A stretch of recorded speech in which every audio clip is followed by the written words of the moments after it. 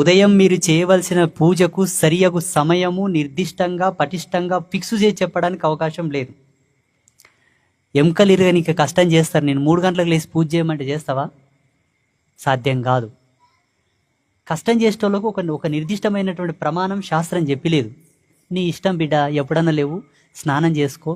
దేవుని వల్లనే నీకు ఈ సృష్టి వచ్చింది, ఈ ప్రకృతి వచ్చింది, దాన్ని పండించుకొని అనుభవిస్తున్నావు. కాబట్టి భగవంతుడు నీకు ఇచ్చిన భిక్ష, కృతజ్ఞతగా ఆయనకి ఇంత దీపం పెట్టు, 2 అగరబత్తులు ముట్టి, ఓ పువ్వో పత్రో కాయో నీలో పెట్టు, దండం పెట్టుకొని నీ పని చూసుకో. ఇకపోతే ఈ కష్టం చేసుకున్న వాళ్ళ తర్వాత వచ్చేవాళ్ళు ఎవరు? వ్యాపారాలు చేసుకునే వాళ్ళు. వీళ్ళకి మినహాయింపు ఉంది. వీళ్ళకి మినహాయింపు ఎప్పుడుంది? 6 నుంచి 5 మధ్యలో వీళ్ళు పూజలు చేయాలి. వ్యాపారాలు చేసేవాళ్ళు, రియల్ ఎస్టేట్ చేసేవాళ్ళు, బిజినెస్ మ్యాన్స్ సూటు బూట్ వేసుకొని టై వేసుకొని వస్తారు, కార్లలో తెల్లగా. 6 నుంచి 5 వరకు వీళ్ళ టైం పూజల గురించి.